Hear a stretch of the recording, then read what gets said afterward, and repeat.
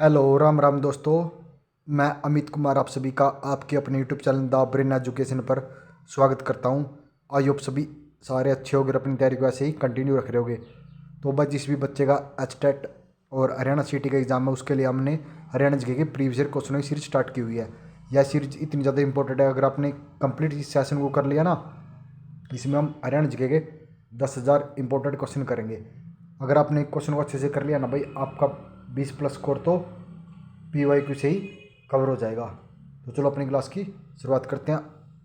आज आपका पहला क्वेश्चन रहेगा, निम्नलिखित में से किसे हरियाणा का कालिदास कहते हैं। तो हरियाणा का कालिदास किसे कहा जाता है? तो हरियाणा का कालिदास दीपचंद बैमन को कहा जाता है। किसे? दीपचंद बैमन को हरियाणा का कालिदास कहा जाता है। सोनीपत को हरियाणा का खालिस्तान नगरी कहते हैं। तो सोनीपत को हरियाणा की स्वर्ण नगरी के नाम से जाना जाता है। विज्ञान की नगरी अंबाला जिले को कहा जाता है। निम्नलिखित में से कौन सा चुनाव क्षेत्र हरियाणा के भिवानी जिले के अंतर्गत नहीं आता? तो भिवानी के अंतर्गत मैम नहीं आता। मैम किसके अंतर्गत आता है? मैम रोहतक जिले के अंतर्गत आता है। आपका नेक्स्ट क्वेश्चन है, भारत में राष्ट्रीय महिला दिवस प्रतिवर्ष मनाया जाता है। तो भारत में राष्ट्रीय महिला दिवस प्रतिवर्ष 13 फरवरी को मनाया जाता है। भारत का पहला एरो स्पोर्ट्स सेंटर हरियाणा के किस जिले में खोला गया? तो भारत का पहला एरो स्पोर्ट्स सेंटर कहाँ पे खोला गया? नारनौल में खोला गया। आपका नेक्स्ट क्वेश्चन है, खालिस्तान को हरियाणा का वास्तुकार कहते हैं। तो हरियाणा का वास्तुकार चौधरी बंशीलाल को कहा जाता है। किसे? चौधरी बंशीलाल को कहा जाता है। सोनाकार खालिस्तान जिले से गुजरती है। तो सोनाकार गुरुग्राम जिले से गुजरती है। राज्यसभा में कुल कितने सदस्यों को राष्ट्रपति मनोनीत करता है? तो राज्यसभा में 12 सदस्यों को राष्ट्रपति मनोनीत करता है। 2011 की जनगणना के अनुसार हरियाणा का जनसंख्या घनत्व, तो 2011 में हरियाणा का जनसंख्या घनत्व कितना था? 573 व्यक्ति प्रति वर्ग किलोमीटर तक। कितना? 573।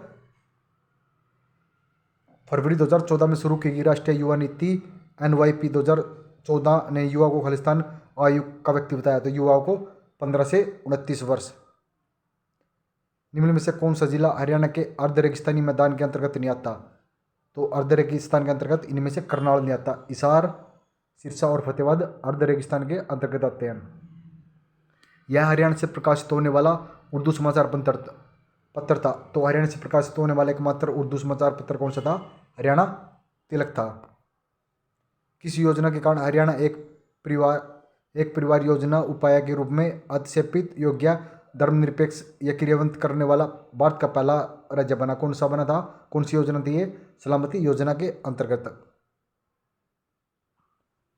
आपका नेक्स्ट क्वेश्चन है, रोहतक के इस मॉडल ने 2017 में विश्व सुंदरी खिताब जीता था।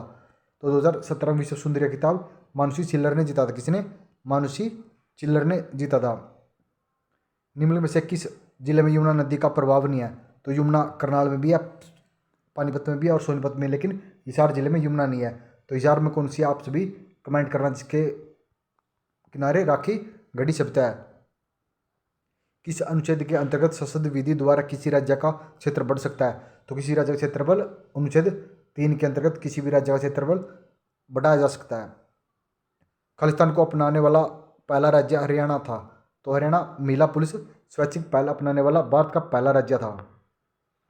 1994 में बोकारो स्टील संयंत्र की स्थापना खालिस्तान के सहयोग से की गई। तो बोकारो स्टील संयंत्र की स्थापना रूस के सहयोग से की गई। कब? 1964 में।